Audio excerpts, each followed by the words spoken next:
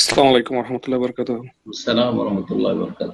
জি বলেন। শেখ, আজকে আসলে অনেক কঠিন আলোচনা হয়েছে, তারপরে দুটা প্রশ্ন করে ফেলি। ছোট্ট বলেন। প্রশ্ন, একটা প্রশ্ন হচ্ছে যে আমরা দেখি যে আমাদের বাসায় বা অফিসে, এমনকি ইদানিং মসজিদেও দেখা যাচ্ছে যে অনেকে অ্যারাবিক ক্যালিগ্রাফি, আল্লাহু, আয়াতুল কুরসি, সূরা লাক, ইখলাস, ফালাক, নাস এগুলো টাঙিয়ে রাখেন, ঝুলিয়ে রাখেন।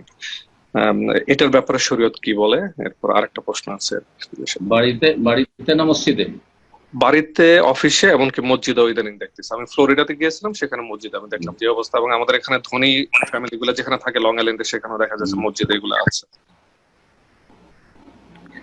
বাড়িতে অথবা আপনার অফিসে যদি ঝুলিয়ে রাখে, তাহলে সেটার একটা অবস্থা হচ্ছে যে ঝুলিয়ে রেখেছে আত্মরক্ষার জন্য, যে বাড়ি তাহলে বদনজর থেকে মুক্ত থাকবে অথবা জিন শয়তানের অনিষ্ট থেকে মুক্ত থাকবে, তাহলে এটা তাবিজের মতো। তাহলে আর তাবিজ হচ্ছে সে জায়েজ নাই, তাবিজ হারাম। তাবিজ সে আপনার কোরআন দিয়ে হোক অথবা কোরআন ছাড়া অন্য কোনো বাক্য দিয়ে হোক জায়েজ নয়। তাবিজের কোনো ভাগ নেই, এক কথায় তাবিজ নিষিদ্ধ। তো এটা জায়েজ নয়। দ্বিতীয় অবস্থা হচ্ছে যে সেটা দেওয়াল বা ঘরকে সাজাবার জন্য। ঘরকে অনেকে অনেক কিছু দিয়ে সাজায়, কেউ ছবি টবি দিয়ে সাজায়, গাছপালার এ কোরআনের আয়াত দিয়ে সাজিয়েছি। তো ওলামারা বলেছেন যে কোরআনের আয়াত দিয়ে ঘর সাজানো বা অফিস সাজানো, এইটা কোরআন কারীমের আয়াতের অবমাননা, সুতরাং সেটাও জায়েজ নাই। জি। তৃতীয় অবস্থা হচ্ছে যে কোরআন কারীমের আয়াত, আয়াতুল কুরসি অথবা অন্য কোনো সূরা বা কিছু আয়াত বা জিকির আজকার ঝুলিয়ে রেখেছে, সুবহানাল্লাহ, আলহামদুলিল্লাহ, বা কোনো দোয়া তাসবিহ ঝুলিয়ে রেখেছে, সেটা মুখস্থ করার জন্য। যে দেখলে যখন হয়তো শুয়ে আছি দেখছি মুখস্থ হচ্ছে, বা ছেলে মেয়েরা দেখবে আর মুখস্থ করবে, এই জন্য।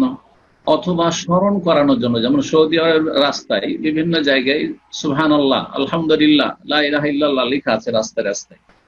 উদ্দেশ্য হচ্ছে যে রাস্তাতে যে চলবে পথচারী, সে দেখলে স্মরণ হবে, তখন আল্লাহর জিকির আজকার করবে। এইরকমটা হলে জায়েজ আছে। তাহলে আশা করি বুঝতে পেরেছি যে এই তিনটে অবস্থা, দুটো অবস্থায় জায়েজ নাই। ঘর সাজাবার জন্য হলে জায়েজ নাই।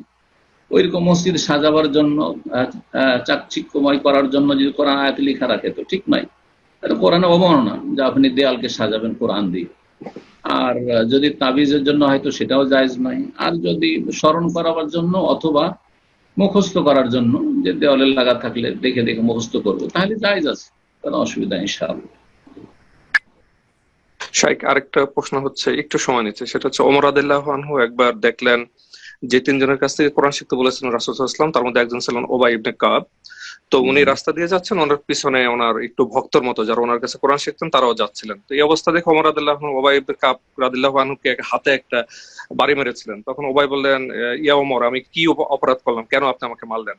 তখন ওমর রাদিয়াল্লাহু আনহু বললেন যে, দেখো কাব, উবাই, তুমি যে ফেতনার মধ্যে আছো, তোমার পিছনে যে অনুসারী, এই ভক্তর ফেতনা থেকে তোমাকে বেরিয়ে আসতে হবে। তো আজকে আমি বলতে চাই, ফেসবুকে দেখা যায় শাইখ, আমরা আপনাকে উহিব্বুকা ফিল্লাহ, আল্লাহর জন্য ভালোবাসি, অনেককেই ভালোবাসি, কিন্তু খোদাগর আব্দুল্লাহ জাহাঙ্গীর স্যার মরে গেছেন 5 বছর পরে, আমরা দেখলাম ওনার মৃতদেহের ছবি বা অন্যান্য বিভিন্ন কমেন্টে মানুষজন আসলে একটু বাড়াবাড়ি করে ফেলে, ব্যক্তি পূজা বা কখনো একটা বন্দনার দিকে চলে যায়। আমি, আপনি খুব ভালো করে আমার থেকে জানেন যে অনেকগুলা ফেসবুক পেজ আছে আপনাকে নিয়ে এবং আরো অনেক শাইখকে নিয়ে, এবং সেখানে কিছু বাড়াবাড়ি কথা চলে আসে। আমরা যেখানে কোরআন সুন্নাহকে ফলো না করে শাইখ, দেখা যায় যে আমাদের স্টুডেন্ট লাইফেও ব্যক্তিটা অনেক বড় হয়ে যায়, ব্যক্তির ব্যাপারটা একটু চলে আসে। এই ব্যাপারে যদি শাইখ আপনি পরে লেকচার দেন, আজকে যদি একটু সংক্ষেপে কিছু বলেন। এইভাবে তাকলিদ শুরু হয়েছে। ইমাম আবু হানিফা, শাফি, মালিক, আহমদ সম্পর্কে প্রথম দিকে কিন্তু অন্ধভক্তি ছিল না, ছিল যে তাদের থেকে ইস্তেফাদা করছে, উপকৃত হচ্ছে, এলেম শিখছি।